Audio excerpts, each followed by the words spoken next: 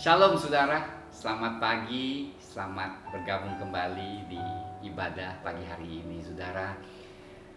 Saya berdoa pujian penyembahan serta firman Tuhan membawa berkat bagi saudara yang hadir, yang ikut, dan meneguhkan kita semua saat-saat ini yang penuh dengan tantangan dalam kehidupan kita. Namun kita tetap percaya bahwa Tuhan Yesus adalah Allah yang setia, yang dijanjikan tidak pernah tinggalkan kita seorang diri. Dialah segalanya saudara dalam kehidupan kita semua.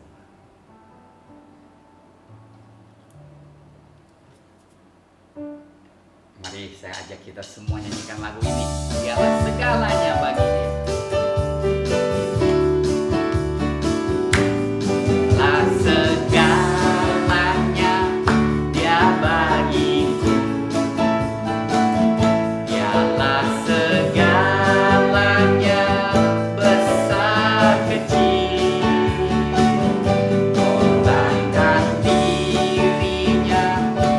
Selamatkanku, dialah segala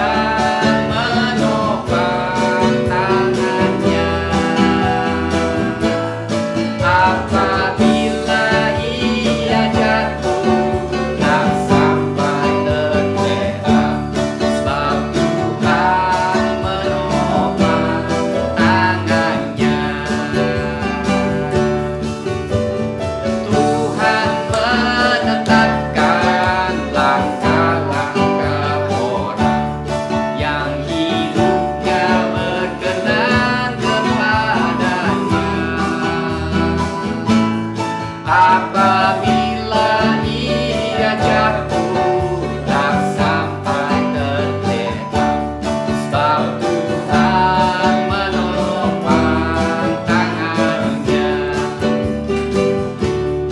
Tangannya, tangannya, sebab Tuhan menopang tangannya. Apabila ia jatuh tak sampai tergeletak, sebab Tuhan menopang tangannya. Tangannya, saudara, angkat tangan. Tangannya, Tuhan angkat tanganmu. Tangannya, sebab Tuhan menopang tangannya. Apabila ia jatuh tak sampai tergeletak, sebab Tuhan menopang tangannya. Tangannya, tangannya, sebab Tuhan menopang tangannya. Apabila ia jatuh tak sampai tergeletak, sebab Tuhan menopang tangannya. Tangannya, tangannya, sebab Tuhan menopang tangannya. Apabila ia jatuh tak sampai tergeletak, sebab Tuhan menopang tangannya. Tangannya, saudara. Tanganmu, tanganmu, sebab Tuhan menopang tangannya.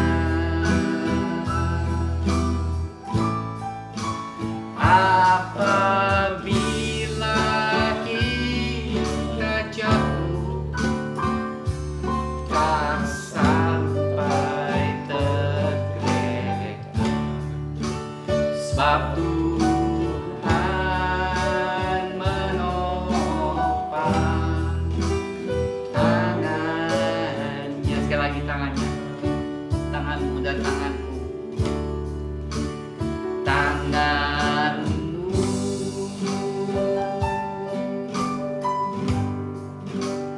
tanganku,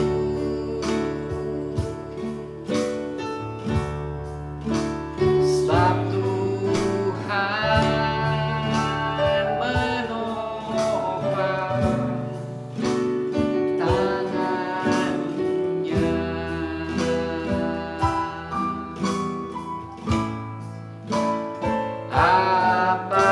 Apabila kita jatuh tak sampai tergeletak, sebab Tuhan menopang tangannya. Saudara, Tuhanlah setia. Dia akan terus menopang kita dalam keadaan apapun, saudara.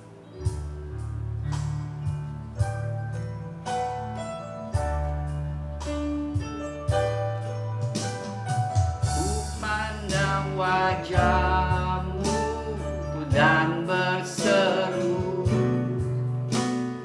pertolonganku datang dari-Mu. Peganglah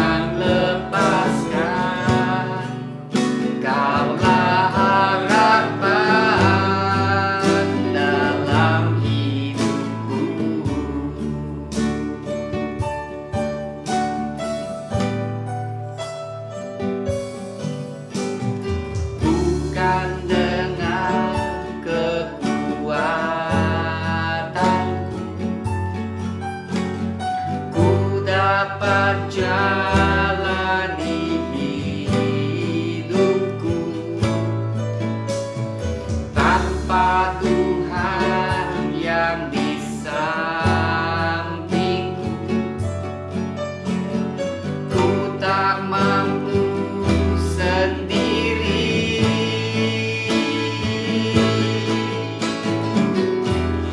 Engkaulah Tuhanku yang menopangku, ku pandang wajah-Mu dan berseru, pertolonganku datang dari-Mu.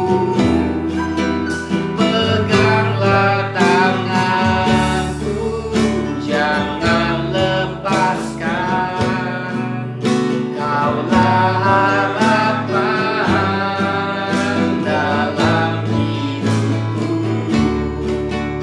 Ku pandang wajah-Mu dan berseru, pertolonganku datang dari-Mu. Peganglah tanganku, jangan lepaskan. Kaulah harapan dalam hidupku.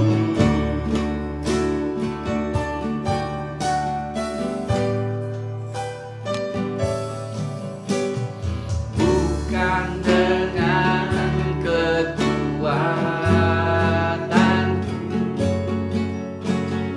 ku dapat jalani hidupku, tanpa Tuhan yang di sampingku, ku tak mampu sendiri.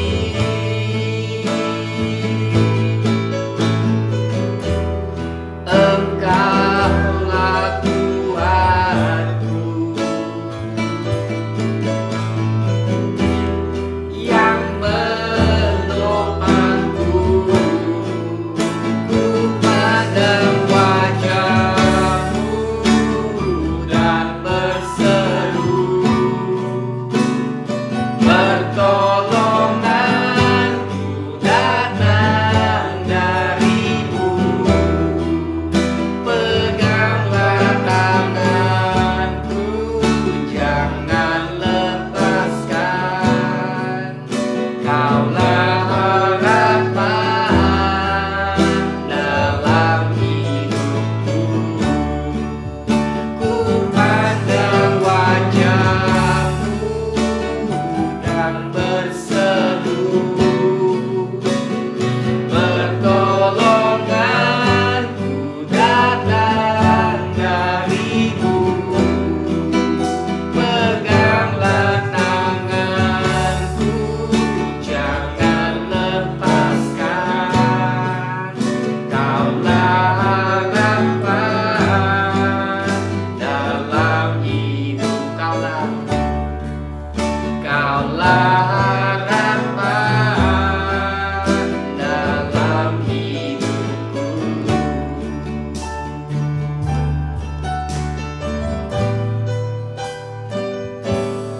Ku yakin saat Kau berfirman, ku menang saat Kau bertindak. Hidupku hanya ditentukan oleh perkataan-Mu.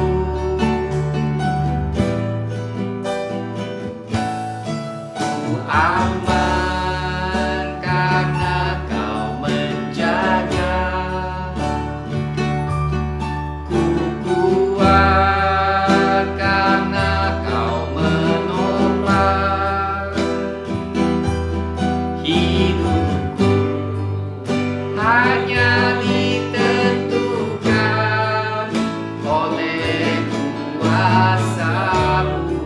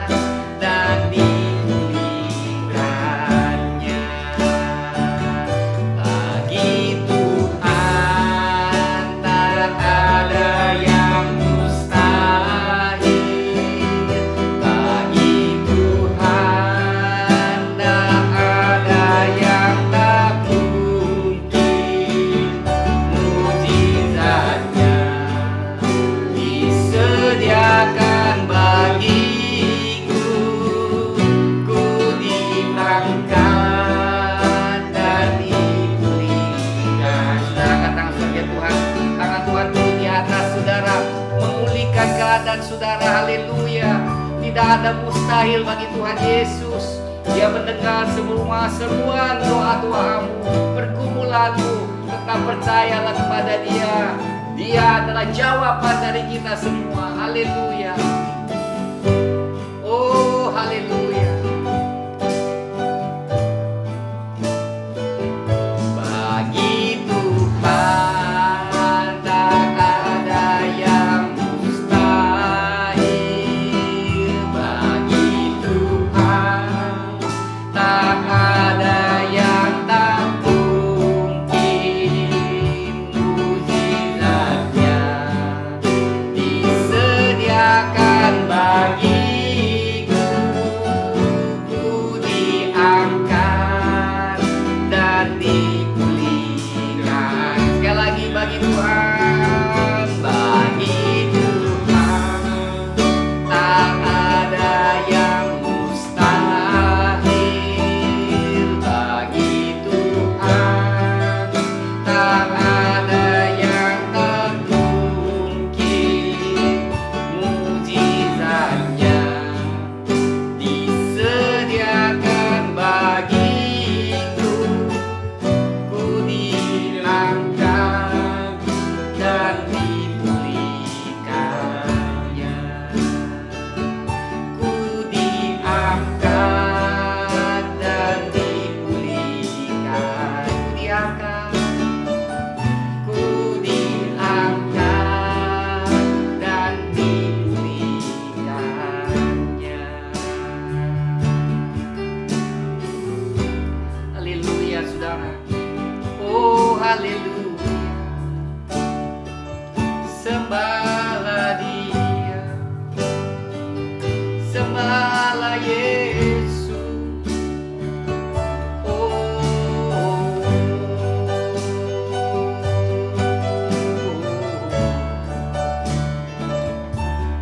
ora dabasya. Haleluya. Biar hadirat Tuhan membungkus engkau, kasih-Nya melingkupimu, dan kuasa-Nya dinyatakan dalam hidup. Di dalam nama Tuhan Yesus. Amin. Haleluya. Saudara kasih, saya ajak kita semua siapkan diri kita untuk datang ke meja Tuhan untuk sama-sama mengambil perjamuan kudus. Puji Tuhan, saudara. Mari kita datang ke meja Tuhan dan sama-sama kita mengambil perjamuan kudus. Nah, saya akan bacakan firman Tuhan dan selalu saya tekankan, saudara, kuasa darah Yesus lebih dari semua vaksin, saudara.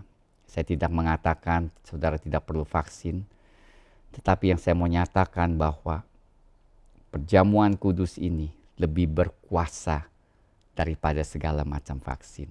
Perlindungannya lebih nyata dari segala bentuk vaksin. Sekali lagi, tetap saya tidak menyatakan saudara jangan vaksin, tetap saudara perlu tetap vaksin. Tetapi lebih bagus lagi kalau saudara dapat sadari dan mengerti betapa hebat sebuah perjanjian antara kita dan Allah lewat Yesus Kristus. Karena Dia yang berkuasa di atas segalanya, maka Dia sanggup melindungi kita semua dari segala sakit penyakit. Haleluya. Saya mengajak saudara angkat roti di tangan kanan saudara tinggi-tinggi dan saya bacakan firman Tuhan. Tuhan Yesus pada malam waktu Ia diserahkan mengambil roti. Dan sesudah itu Ia mengucap syukur atasnya, Ia memecah-mecahkannya dan berkata, "Inilah tubuhku yang diserahkan bagi kamu. Perbuatlah ini menjadi peringatan akan aku." Mari kita makan roti ini bersama-sama di dalam nama Tuhan Yesus. Amin.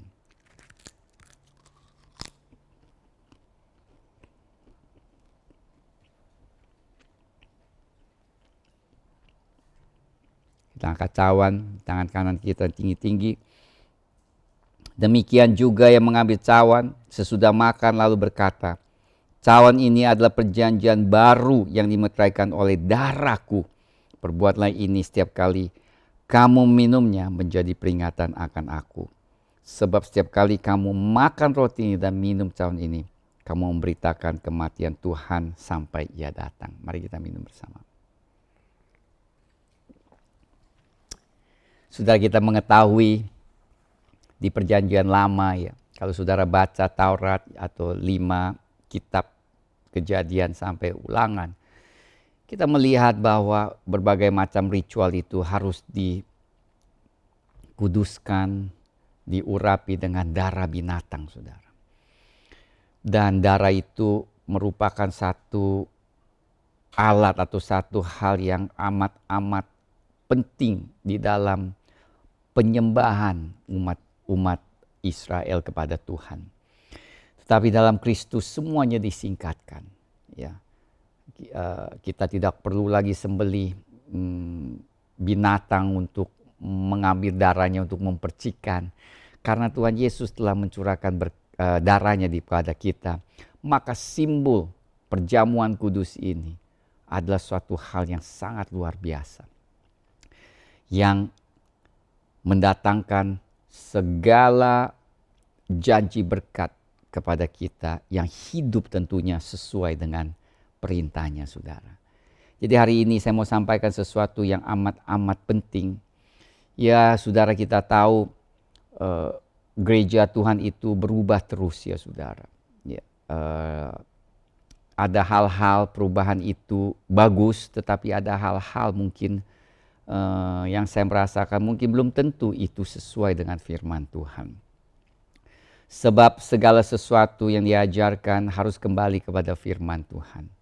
Nah, seringkali saudara, gereja itu mulai tertarik atau tergiur dengan ide-ide bagus yang sebenarnya berasal dari duniawi. Sehingga perlahan-lahan ya, mungkin kita tidak menyadari kita keluar dari jalur atau jalan yang Tuhan tentukan tanpa kita sadari. Makanya saudara, di dalam kitab Yeremia pasal 18 ayat 15 ada satu seruan saudara yang luar biasa, itu di kitab Yeremia pasal 18. Tuhan nyatakan sesuatu.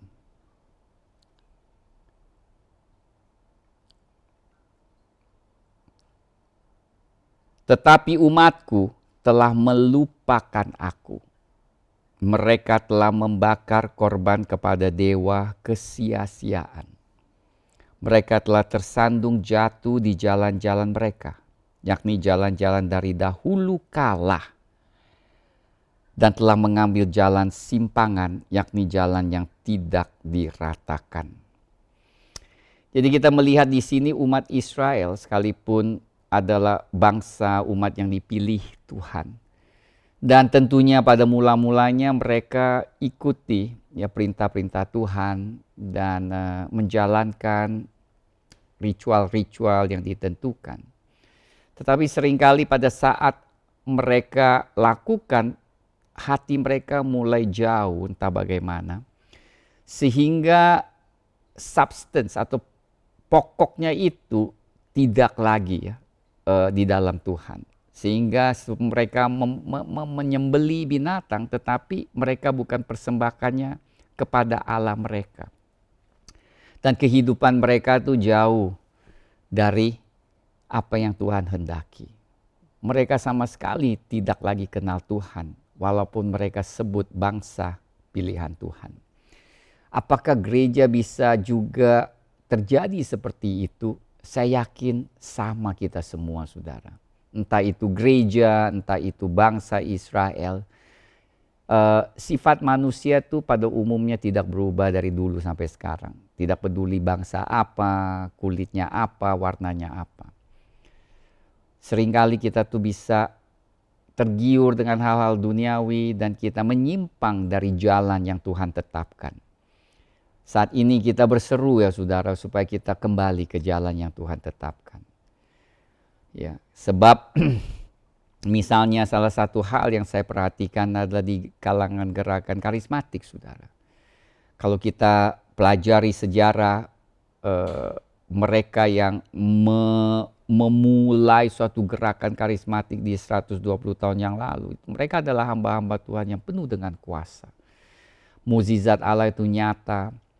Dan mereka dipenuhi Roh Kudus, berbahasa lidah, di mana-mana terjadi ya ledakan-ledakan Roh Kudus, api Roh Kudus tercurah di mana-mana. Mukjizat itu begitu nyata, saudara, sehingga api Pentakosta ini menyebar ke seluruh dunia, saudara, dengan tanda-tanda ajaib.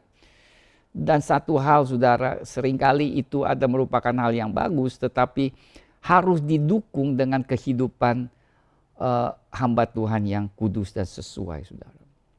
Sebab jika kita tidak meletakkan dasar yang sesuai, maka sekalipun kita mungkin bahasa Roh Kudus, kita menyebut diri kita gereja Pentakosta karismatik, tetapi kita tidak melihat Roh Kudus bekerja sebagaimana dia bekerja di zaman pergerakan Pentakosta mula-mula. Ya, karena saya dari karismatik, saya hanya bisa bicarakan tentang kalangan karismatik. Akhirnya yang masuk, yang menggantikan hadirat Tuhan adalah filsafat-filsafat, motivasi, atau suatu perasaan saja yang berusaha untuk menggantikan hadirat Tuhan yang nyata, saudara. Maka kita sebenarnya sudah menyimpang dari jalan. Kita tidak lagi tekankan bahwa umat harus hidup takut dengan Tuhan, ya, takut akan Allah, hidup dalam kekudusan. Maka tanpa ini menjadi dasar, semua karunia-karunia itu bisa menyimpang. Nubuatan kita bisa tidak sesuai, gerakan kita hanya seolah-olah kelihatannya aja, tidak ada substance, tidak ada, sesungguhnya tidak ada yang diingini itu, hanya di luar saja, saudara. Nah, saya mau beri satu contoh, saudara, di dalam perjanjian lama, yaitu cerita bagaimana bangsa Israel pun, ya saudara, mereka mengenal ya pekerjaan Tuhan di zaman Musa, dan mereka berharap sekali melihat suatu pekerjaan Tuhan yang serupa, tetapi tidak terjadi.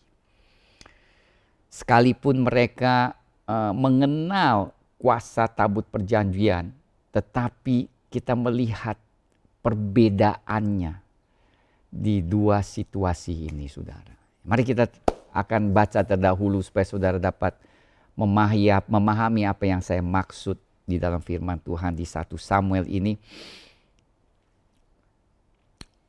di pasal 4, ya saudara. Di sini kita melihat bahwa umat Israel sudah ada di dalam perjanjian, tanah perjanjian, dan mereka menghadapi musuh, ya saudara. Dan tentunya kehidupan umat Israel jauh dari Tuhan.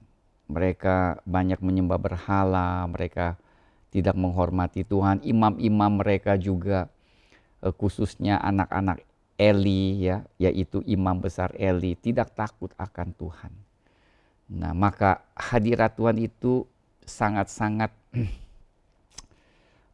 tidak nyata dalam kehidupan umat Israel. Ya, sekalipun mereka ada tabut perjanjian, ada bait Allah, ada persembahan korban, sama seperti kita. Ada gereja, ada ibadah, ada pujian penyembahan. Tetapi saudara, ada bedanya dengan zamannya Musa daripada zaman Eli atau sebelum Nabi Samuel ini, pelayanan Nabi Samuel. Kita lihat apa yang terjadi sebelum itu. Kita melihat di ayat 1, ya, pasal 4. Orang Israel maju berperang melawan orang Filistin dan berkemah dekat Ebenezer, sedang orang Filistin berkemah di Afek.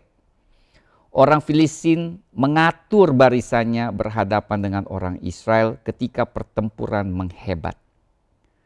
Terpukullah kalah orang Israel oleh orang Filistin.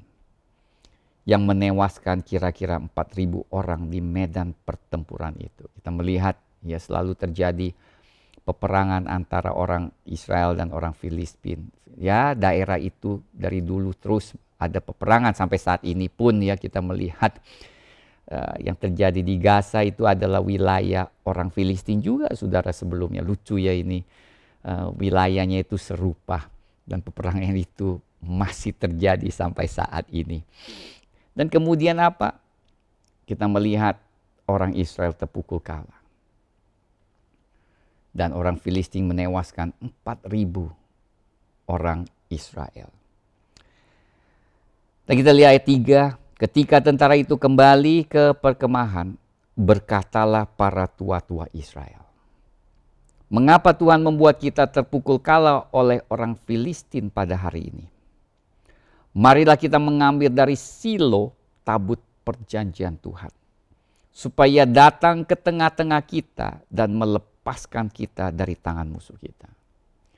Tentunya orang-orang yang dikatakan orang tua-tua ini adalah orang yang mungkin, saya yakin mereka tahu tentang Alkitab, ceritanya dahulu kala, sejarah Israel di mana tabut perjanjian itu ya, Tuhan perintahkan kepada Yosua untuk mengelilingi Yeriko, untuk membelah Yordan, untuk bahkan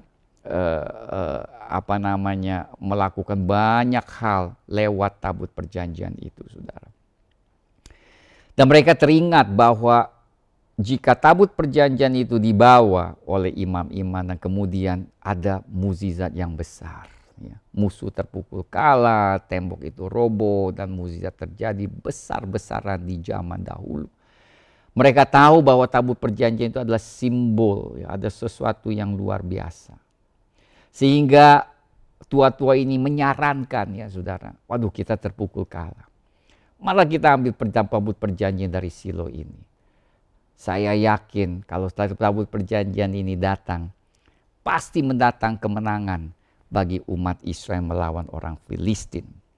Ya saya rasa itu cukup logika, semua orang pikir hal yang sama, saudara. Kemudian kita baca berikutnya apa yang terjadi. Dan benar, di dalam kekalahan mereka, mereka sangat frustrasi tentunya, mereka ingin bahwa peperangan melawan orang Filistin ingin menang. Makanya mereka mengandalkan tabut perjanjian ini, saudara. Kemudian bangsa itu menyuruh orang ke Silo, lalu mereka mengangkat dari tanah sana tabut perjanjian Tuhan semesta alam yang bersemayam di atas para kerub. Kedua anak Eli, Hofni dan Pinehas, ada di sana dekat tabut perjanjian Allah itu.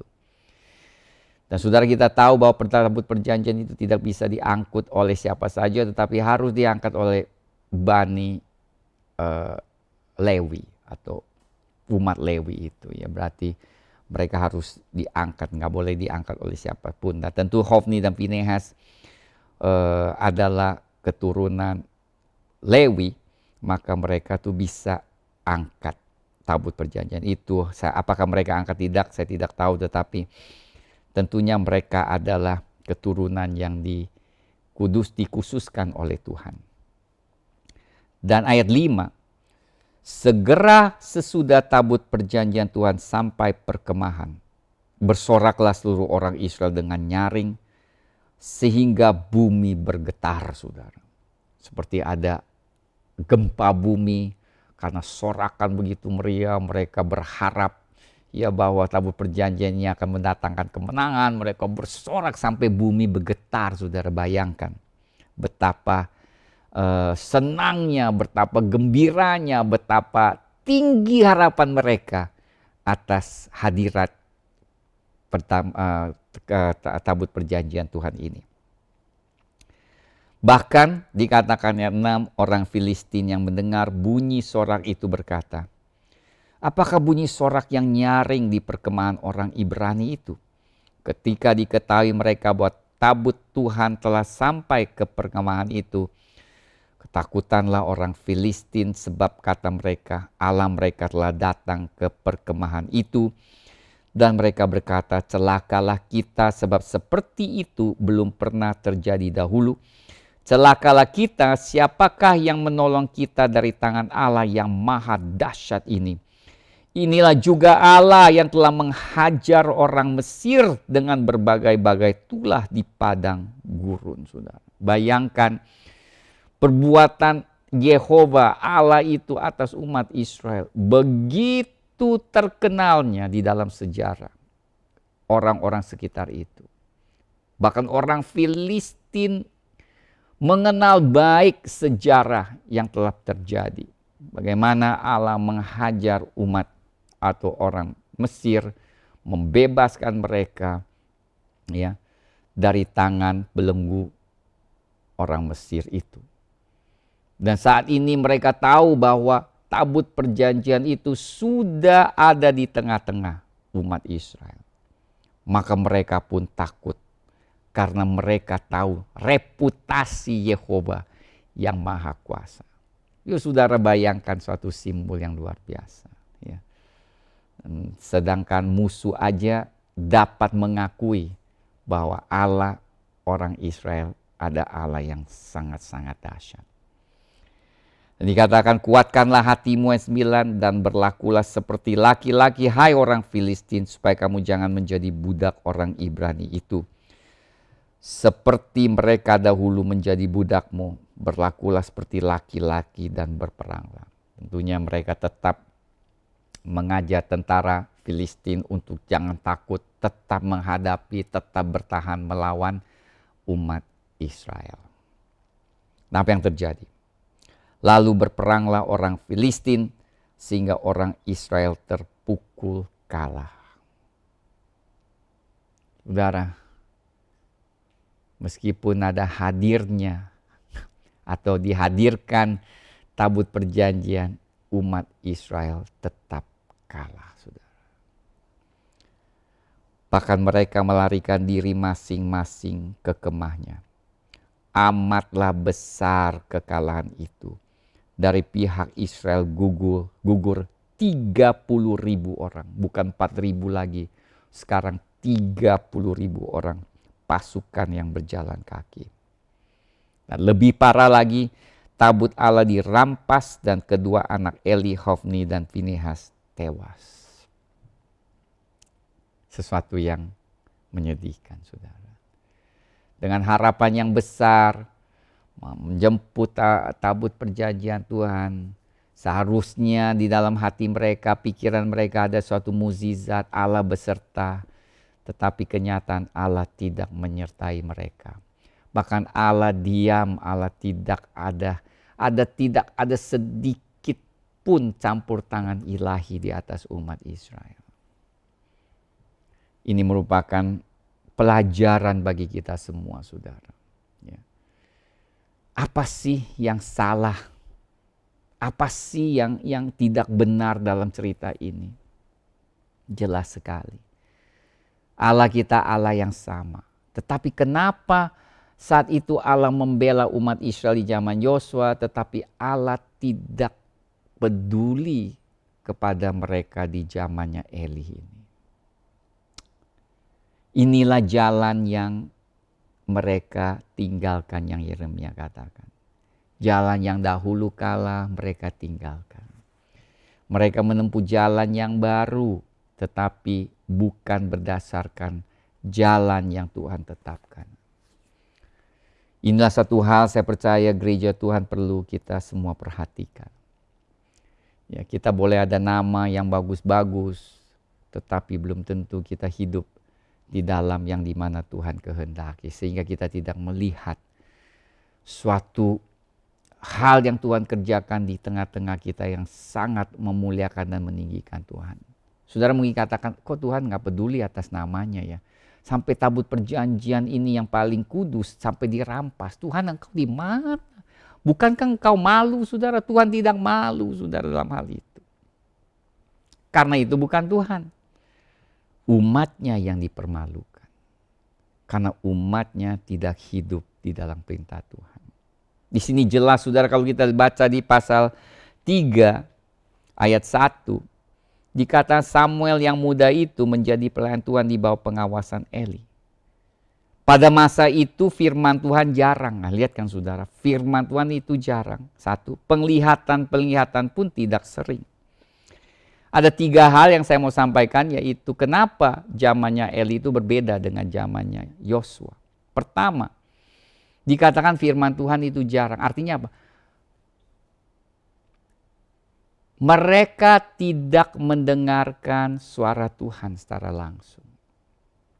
Ya, yang mendengar mungkin hanya Samuel, berapa orang saja. Mereka tidak peduli akan suara Tuhan. Nabi-nabi mungkin telah sampaikan sesuatu, mereka tidak peduli. Penglihatan-penglihatan, pewahyuan-pewahyuan itu tidak ada di zamannya. Beda dengan zamannya Yosua. Dia melihat panglima yang tertinggi yang menghadapi dia melihat bagaimana malaikat berbicara dengan dia. Saudara, kita melihat bahwa Yosua itu dikatakan untuk merenungkan firman Tuhan siang dan malam. Saya yakin Yosua itu mendengar semua dan dia melakukan segala sesuatu atas pimpinan Roh Kudus, atas pimpinan Tuhan. Sehingga dia melihat hal-hal yang dahsyat, spektakuler terjadi. Waktu dia menghadapi musuh, waktu dia menghadapi Jericho, terjadilah mukjizat-mukjizat. Tetapi zamannya Eli, apa yang terjadi? Dikatakan Hofni dan Finehas ini adalah anak yang sangat jahat. Merampas persembahan umat Tuhan yang datang mempersembahkan. Harusnya lemak gemuknya itu dibakar, mereka bilang jangan dibakar, ambil dulu. Mereka tuh suka gemuk lemaknya binatang. Dan mereka bahkan berzina, dikatakan di kemah, di bait Allah, saudara. Saudara, pada saat bait Allah dicemarkan oleh perbuatan mereka, mana mungkin Tuhan hadir di tengah-tengah mereka.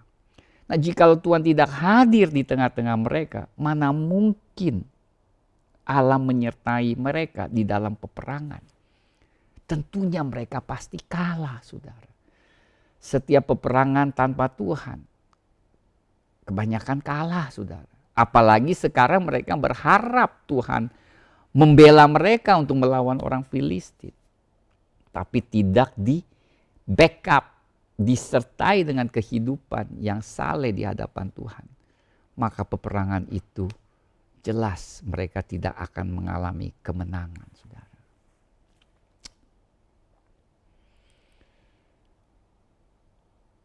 Ini hal yang sangat-sangat menyedihkan, sebab saya yakin banget ya saudara. Justru saat-saat ini seharusnya gereja menjadi terang. Di mana seharusnya gereja yang mendatangkan kesembuhan ilahi, mendatangkan pemulihan, mendatangkan berkat. Saya tahu banyak gereja masih ada lakukan, tetapi secara umumnya kita tidak melihat gereja itu bersinar di saat-saat ini.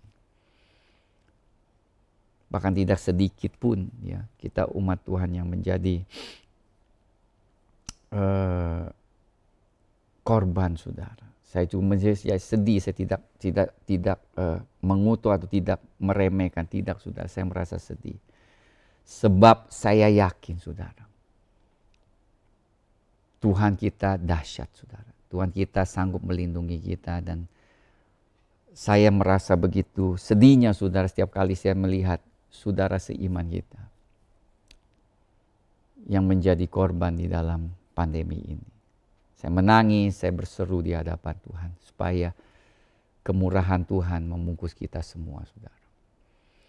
Nah, ini sampai yang saya sampaikan sekali lagi, saya berdoa supaya kita kembali mungkin ke jalan yang Tuhan sudah menetapkan. Janji Tuhan itu ya dan amin, saudara. Ya. Kita kembali seperti sebagaimana di gereja Pentakosta mula-mula karismatik. Mereka lah yang berkuasa atas segala sakit penyakit, atas segala masalah dengan kuasa Roh Kudus. Kehidupan mereka yang kudus yang mendatangkan hadirat Tuhan yang nyata dalam hidup kita. Itulah, saudara, yang saya mau sampaikan. Apakah kita bisa seperti itu? Bahkan kita lebih. Tuhan kita sama, tidak berubah. Jika Tuhan menyertai mereka, Tuhan bisa menyertai kita semua dan mendatangkan ya kesembuhan, pemulihan, dan berkat di atas kita semua. Saya tahu Tuhan kita adalah Tuhan yang baik. dan janjinya ya dan amin. Haleluya. Demikian saudara firman Tuhan sampai saat yang saya mau sampaikan hari ini. Semoga menjadi berkat bagi kita semua. Carilah jalan kembali. Kembalilah kepada jalan Tuhan yang ditetapkan dulunya. Yaitu kembali kepada firman Tuhan. Kembali kepada kekudusan. Kembali kepada pengabdian. Kembali kepada kasih mula-mula. Kembali kepada hidup di dalam perintahnya. Kembali kepada hidup yang berkenan di hadapan Tuhan.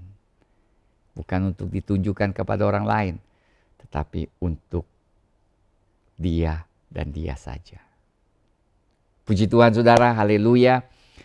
Saya percaya, saya berdoa biar firman Tuhan ini memberkati saudara semua.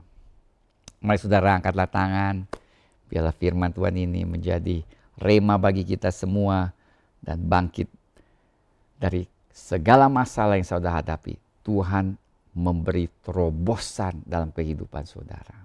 Angkatlah tangan, terimalah berkat. Tuhan memberkati engkau dan melindungi engkau. Tuhan menyertai engkau dengan wajah-Nya dan memberi engkau kasih karunia. Tuhan menghadapkan wajah-Nya kepadamu dan memberi engkau damai sejahtera. Sampai kita jumpa lagi minggu depan. God bless you. Amin.